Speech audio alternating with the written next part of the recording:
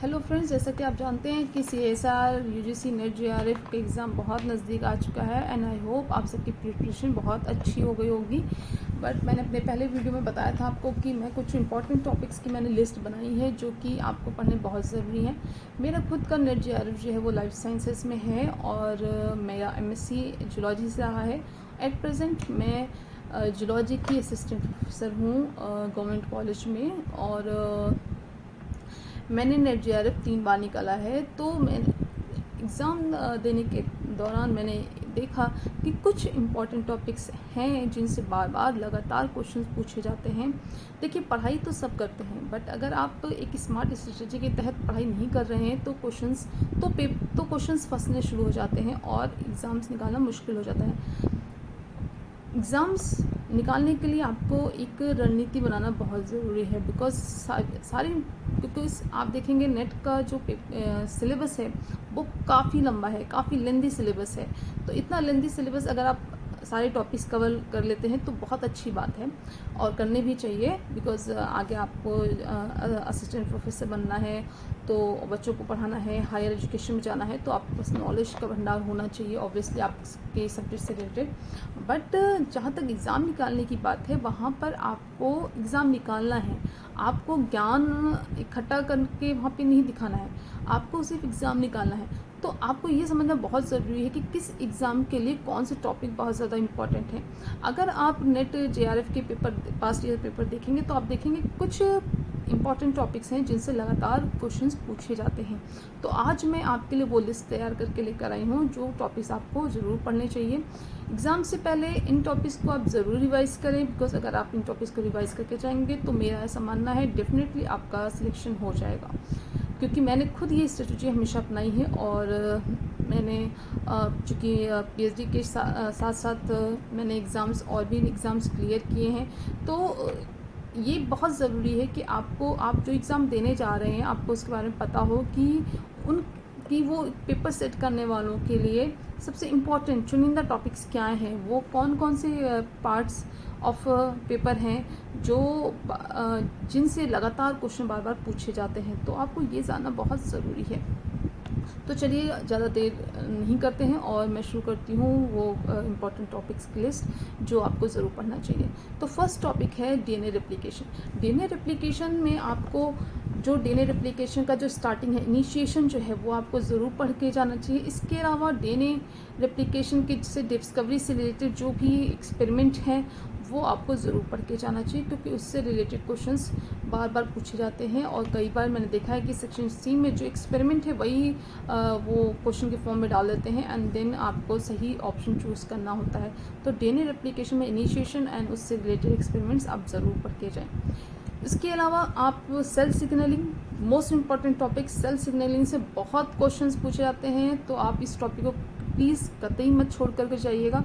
ये टॉपिक आप ज़रूर बार बार रिवाइज करें। इसमें G protein couple receptors, signal transduction pathway and second messengers, ये बार बार पूछे जाते हैं। आप ज़रूर इन टॉपिक्स को पढ़ के जाएं, बिकॉज मैंने देखा है इसमें सेक्शन B और सेक्शन C दोनों से ही बार बार क्वेश्चंस पूछे जाते हैं। तो आप ये टॉपिक्स ज़रूर रिवाइज करके जाएं। थर्ड टॉपिक है सेल मेम्ब्रेन।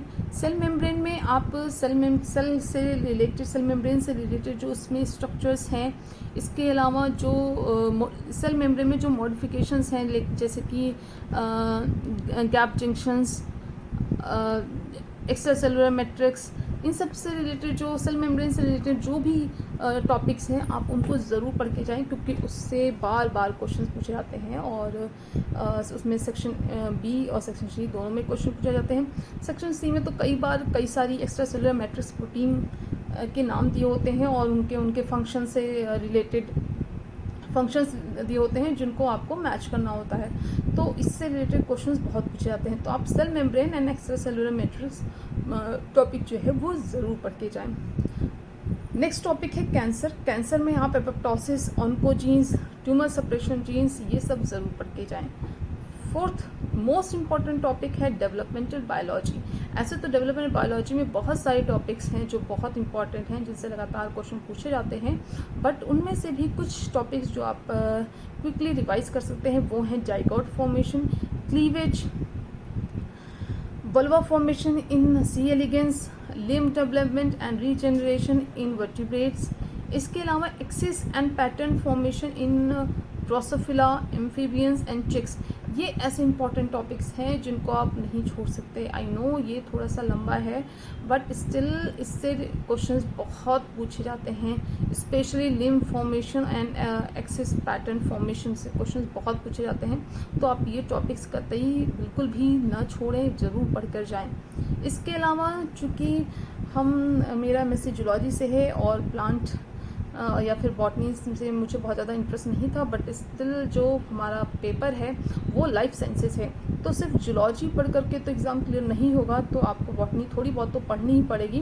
तो बॉटनी से रिलेटेड जो टॉपिक्स जो बहुत ज़्यादा इंपॉर्टेंट हैं वो हैं प्लांट हार्मोन्स। प्लांट हार्मोन्स आप ज़रूर पढ़ के जाएँ, जैसे कि उनका स्ट्रक्चर, उनकी खोज और उनका जो मोड ऑफ एक्शन क्या है, उनके इफ़ेक्ट्स क्या हैं, ये सब आप ज़रूर पढ़ के जाएँ। इसके अलावा कुछ और टॉपिक्स हैं जैसे कि फाइटोक्रोम्स,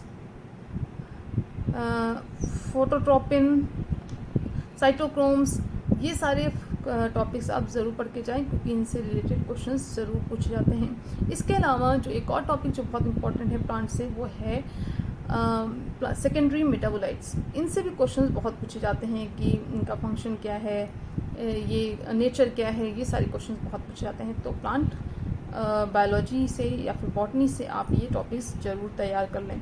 इसके अलावा जो नेक्स्ट टॉपिक जो जूलॉजी से रिलेटेड है वो है एनिमल फिजियोलॉजी। वैसे तो एनिमल फिजियोलॉजी मेरा भी फेवरेट टॉपिक है और मुझे पढ़ने में बहुत अच्छा लगता था और नेट में क्वेश्चंस भी सबसे पूछे जाते हैं, लेकिन लास्ट मोमेंट में आप सारे टॉपिक्स तो रिवाइज बहुत अच्छे से नहीं कर सकते, बट दो टॉपिक्स ऐसे हैं जो आपको ज़रूर रिवाइज करने चाहिए और बहुत अच्छे से पढ़ने चाहिए। वो है digestive system and endocrine system. Endocrine system में पहले ही मैं बता चुकी हूँ हार्मोन्स एंड देयर पाथवेज, ये बहुत इंपॉर्टेंट टॉपिक है। तो आप हार्मोन्स एंड उनके सेकेंडरी मैसेंजर्स एंड उनका मोड ऑफ एक्शन और उनके रिसेप्टर्स, ये सारी चीज़ें आप ज़रूर कवर करें, ज़रूर पढ़ के जाएँ। नेक्स्ट टॉपिक है, लास्ट जो टॉपिक है वो है टेक्निक से रिलेटेड, बायोफिजिकल टेक्निक से रिलेटेड, जो जैसे कि MRI हो गया, एक्सरे हो गया, स्पेक्ट्रोस्कोपी एंड माइक्रोस्कोपी, इन सब से टॉपिक्स, ये सारे टॉपिक्स जो हैं वो बार बार पूछे जाते हैं, इनसे रिलेटेड क्वेश्चंस बार बार पूछे जाते हैं। तो ये एक बहुत ही वास्ट टॉपिक हो जाता है, बट आपको ये टॉपिक ज़रूर पढ़ना चाहिए। इसके अलावा जो एक और टॉपिक है, एक और पूरा यूनिट है एक्चुअली, इकोलॉजी। इकोलॉजी जो है वो आई डोंट थिंक कि, मुझे नहीं लगता कि किसी को भी इकोलॉजी पढ़ने में दिक्कत आती होगी या कोई बोर होता होगा। मुझे तो इकोलॉजी बहुत पसंद थी, तो मैं इकोलॉजी का तो सारे टॉपिक कवर कर लेती थी। तो इकोलॉजी जो टॉपिक है जो पढ़ने में मज़ा भी आता है और रिवाइज करने में भी मज़ा आता है, तो आप इकोलॉजी जो है उसका एक एक टॉपिक बहुत अच्छे से पढ़ के जाएं, क्योंकि इकोलॉजी से क्वेश्चंस बहुत पूछे भी जाते हैं और वो पढ़ने में भी आसान है। तो आप इकोलॉजी को ज़रूर पढ़ के जाएं और उसके लिए बेस्ट बुक जो है वो ओडम है, वो आप ज़रूर पढ़ के जाएँ। अगर आई होप आप अगर ये सारे टॉपिक्स पढ़ के जाएंगे तो आपका एग्ज़ाम बहुत अच्छा होगा और मेरी तरफ से सबके लिए ऑल द बेस्ट। आप एग्ज़ाम देकर आएँ, अच्छा करें और कमेंट सेक्शन में ज़रूर बताएं कि आपका एग्ज़ाम कैसा रहा। All the best to all the aspirants and good bye, thank you.